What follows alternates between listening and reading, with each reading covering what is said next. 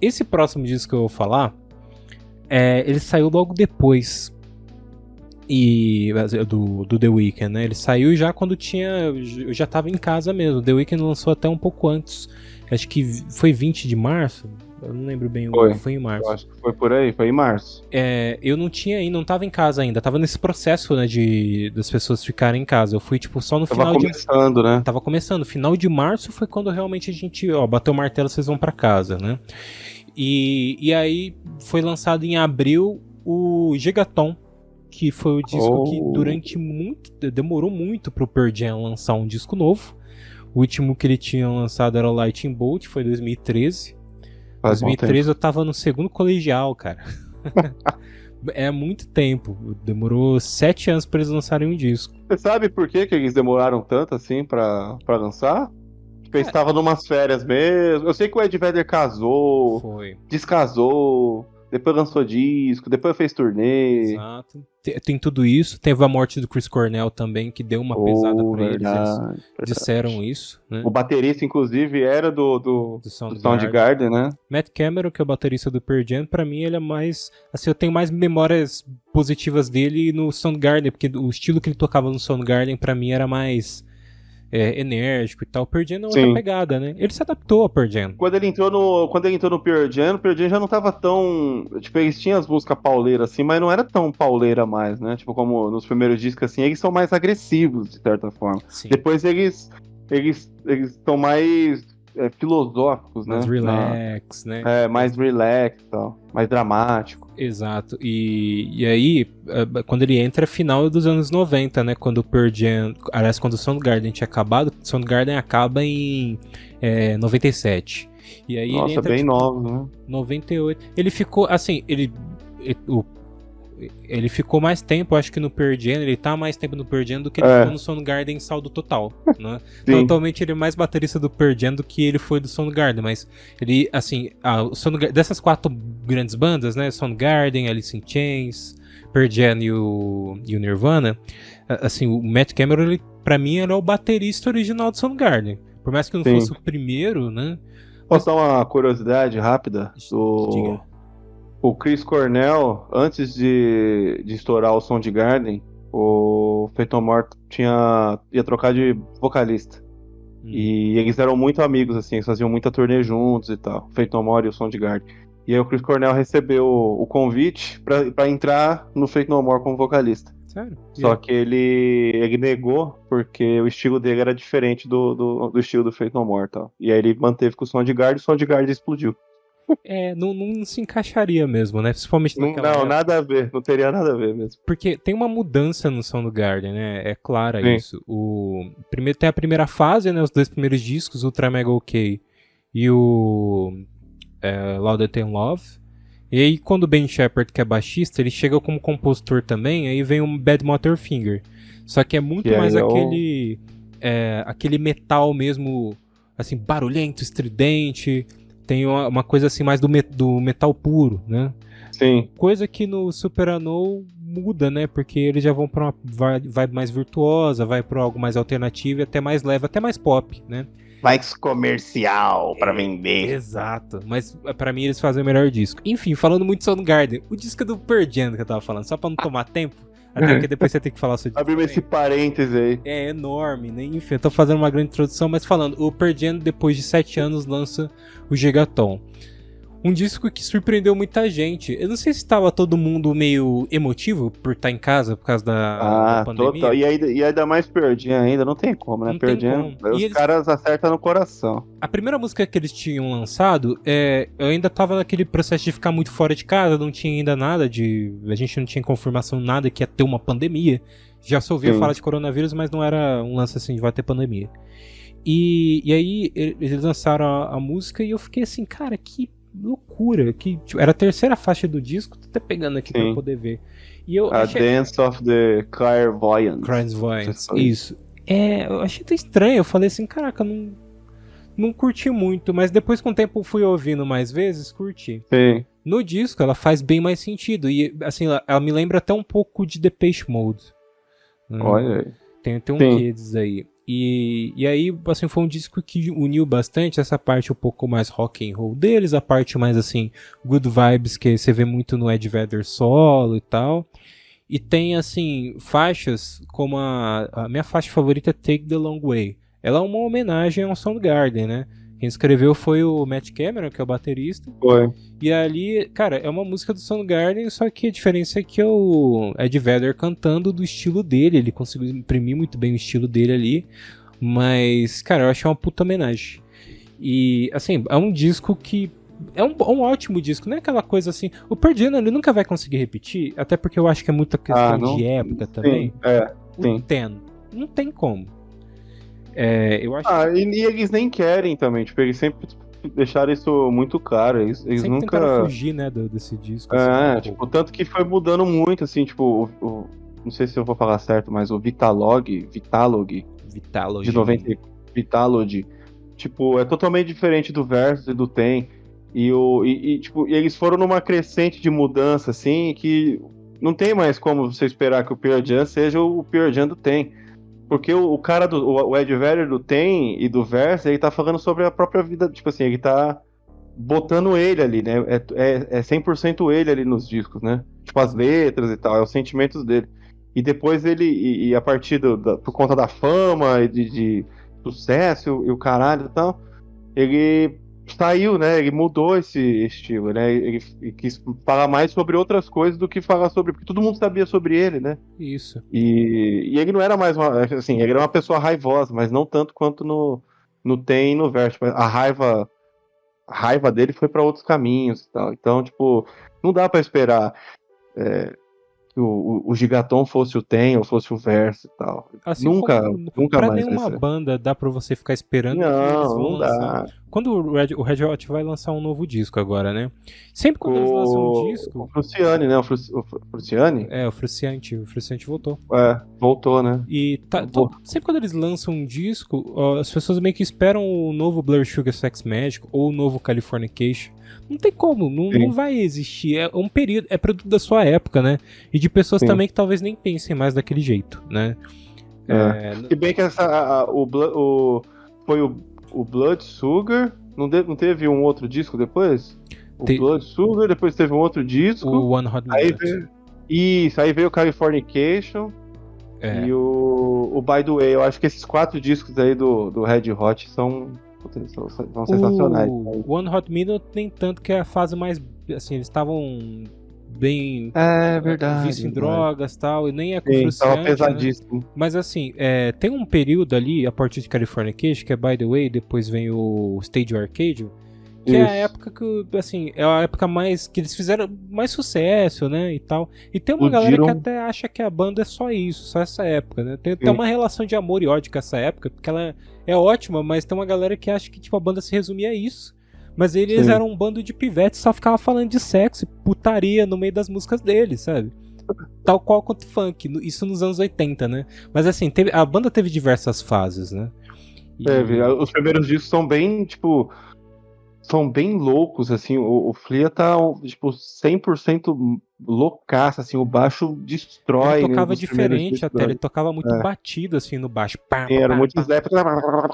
Hoje em dia ele toca mais, assim, tocando a nota mesmo, assim. E é um cara que você... O Flea é um ótimo baixista, né, cara? Você consegue ouvir cada nota que ele toca, né? É um negócio, assim... Incrível. E falando juntando Red Hot com o Pearl Jam, o Fruciane tá lançando disco novo, vai lançar o disco novo, né, com o Red Hot. Mas eles estavam com um Guita antes, né, do Fruciane voltar. Que era o Road do Fruciane. Eu tô falando certo, né? O nome dele é John Fruciane, né? Fruciante mesmo. A pronúncia é Frusciante. Um negócio assim. Negócio assim. Então, aí o Frusciante saiu do Red Hot. E aí o road dele entrou no lugar, né? Lançou disco, foi criticado quando vieram pro show no Brasil aqui, que não tava em conexão com o Flea, o guitarrista foi meio fraco, não sei do que. E aí o Fruciante voltou e deu uma voadora no road dele e tirou o cara do Red Hot, né? Tipo, a galera falou, mano, o Fruciante quer voltar aí, você vai ter que... O Fruciante, né? É impressionante. Ele entrou com 18 anos na banda. Sim, ele era fanzaço, né, Ele cara, era, né? e já era um puta guitarrista na época, sabe? Já. Ele já era um cara absurdo. Mas muito vício em drogas. Sai em 92, no auge, na época do Blood Sugar Sex Magic. Tanto que quando eles Sim. vêm pro Brasil em 93, é o Eric Marshall, acho que é o nome do guitarrista, que vem tocar junto com eles. O Eric Marshall era um cara que podia até substituir bem, porque ele tocava muito bem. Só que ele não tá nem aí. E aí ele não quis ficar com a banda. Mas enfim. Ele não chegou a gravar nenhum disco. Mas então, esse guitarrista que foi chutado porque o Frusciante ia voltar, foi para onde? No Pearl Jam. O Ed Vedder convidou ele para começar a excursionar com a banda, como um outro, não sei quantos, acho que são 2 guitarras no Pearl Jam, como um terceiro guitarrista, e agora parece que ele vai ser chamado para entrar no Pearl Jam. Ele vai seguir as turnês. É porque assim, o Pearl Jam e o Red Hot, eles são bem, assim, bandas bem parceiras, né? Eu lembro, foi assim, eu contei isso daí já num cast, né? Que o baterista do original do Red Hot é o Jack Irons. E aí ele tava fora do Red Hot, e aí quando os caras que iam formar o Pearl Jam convidaram ele indicou o Ed Vedder, porque o Ed Vedder já era amigo dele, jogavam basquete. Caralho. E tal. E aí, tipo, quando o Red Hot tava pra fazer uma turnê, ele pediu pro Anthony Kiedis, tipo, tem uns caras do Pearl Jam, né, uma banda de um amigo meu, não tem como você colocar eles na turnê? Aí o Pearl Jam abria pro Red Hot, né? Caralho, não sabia disso não. Abria. Pô, que foda. E aí, assim, eles têm essa ligação, eles são, tipo, você vê, eles tocam bastante juntos. Não muito tempo, quando o Josh, que é esse que você tá falando, né, o Josh Offer, ele tava ainda no Red Hot, eles estavam tocando juntos, né, o Red Hot e o Pearl Jam, então tem essa coisa, ele conheceu o Ed Vedder, o Josh é um cara que teve a sua adolescência nos anos 90 e ele é um cara muito fã dessas bandas, né. Nossa, inclusive ele imagina. tem uma coisa que, às vezes ele, nos shows, ele usa uma camisa que é uma camiseta que tem só 90, né, uma camiseta toda preta, e tem tipo assim 90 circular, que é uma camiseta que o Chris Cornell usava, né. Sim. Então ele tem essa coisa muito dessas bandas. E aí ele, tipo, agora tá com o Pearl Jam por essa coisa deles serem amigos, parceiro. Inclusive o Josh, eu vou fazer uma recomendação, tá? Desculpa te cortar. Não. O Josh, ele tem um projeto que chama Pluralone, que é o nome do projeto solo dele. Sim. E aí ele chamou o Jack Irons, que é o baterista original do Red Hot, e foi baterista também do Pearl Jam há um tempo. Teve uma época que o Jack Irons tocou também com os caras. Um pouquinho antes, acho que sai o Jack Irons, entra o Matt Cameron. Acho que foi isso mesmo. E aí ele tipo chamou o Jack Irons pra tocar bateria e o Flea toca baixo também. O primeiro disco do Pluralone chama To Be One With You. Eu recomendo. É tipo incrível, tem uma coisa muito experimental e tal. É uma vibe bem assim, sabe? Tipo, bem meio... Como até essas bandas meio depressona aí que eu uso. Mas é legal, eu recomendo. É tipo um Joy Division? Acho que é meio que... você vê que esse moleque ouviu muito isso e aí isso influencia na música dele, mas fica a recomendação. Desculpa. O Josh, ele começou nas turnês solo do Ed Vedder, na real. Depois que ele foi pro Pearl Jam. Agora ele vai... Não, ele foi confirmado na turnê do Pearl Jam agora, né? É que ele tava fazendo... Ele tá fazendo... Não sei se ainda se já acabou a turnê do Ed Vedder. Mas ele confirmaram, olha, ele vai na turnê do Pearl Jam. Porque ele é guitarrista mais de apoio, a verdade é essa. Como que ele entrou no Red Hot? O John conhecia já ele. O John tem um disco com ele também. Eu nunca sei pronunciar o nome do disco, mas tem uma música que chama Afterglow. Procurem, Afterglow, John Frusciante e Josh Klinghoffer. É muito legal. Ele era road do John, não era? No Red Hot? Ele já trabalhava do Red Hot, mas como road do John Frusciante. Isso foi um pouco depois, porque eles estavam fazendo música juntos. Aí na turnê do Stadium Arcadium, foi uma turnê de 2 anos, os caras estavam cansados. Aí resolveram chamar um guitarrista de apoio pra poder tocar até algumas músicas do By The Way, do Stadium Arcadium, porque tem muitas camadas de guitarra, né? Aí o John já conhecia ele e chamou. Aí quando o John saiu, o guitarrista que tava do lado que sobrou foi o Josh, né? Não desmerecendo, porque eu adoro o Josh. Inclusive um dos motivos negativos do John voltar é porque todo mundo desmerece o Josh. Ele não era um guitarrista tão ruim assim, cara. Ele sofreu muito... o Josh sofreu muito, sofreu não sei se ele sofreu, mas digo assim, ele sofreu muito ataque, o Josh sofreu muito ataques, porque ele foi substituir o Frusciante. E já é uma puta responsa do cara, né? Porque o cara é uma lenda, né? O cara é muito foda. Toca demais. E os primeiros shows, ele não, é o que você falou, ele é guitarrista de apoio. O Frusciante era guitarrista solo, tipo, não encaixava muito bem. Mas não significava que o cara era ruim, né? Tipo, o cara trabalhava pro Red Hot ainda, meu Deus do céu, né? Tipo, Não, caraca. e os discos dele, Wine With You, eu concordo, é um disco bem abaixo, que é um disco que tem um negócio bizarro. As B-sides, que foram as músicas que sobraram, foram lançadas depois. E, cara, as músicas são 1.000.000 de vezes melhor do que o disco original. Aí foi estranha a escolha. Sim. Real. Mas, e o The Getaway, porra, quem tá vendo em vídeo tá tatuado no meu antebraço, né? Olha aí, ó. Que é um disco, assim, bem diferente. É o Danger Mouse que produz, até produção diferente. E pode ser considerado Caraca. um dos piores, mas, cara, um disco que tem uma música como Dark Necessities, não dá pra se dizer que é um disco ruim, né? Então ele foi é que você pode ver, quando ele tocava, as músicas eram mais acompanhadas pela guitarra e ele tava acompanhando a cozinha, né, do Flea e do Chad, que é o baterista.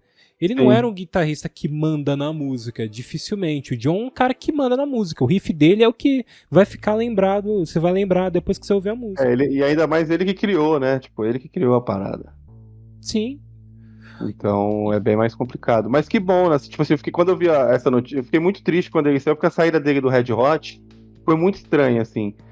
Porque, tipo, olha aí, a fofoca do mundo da música.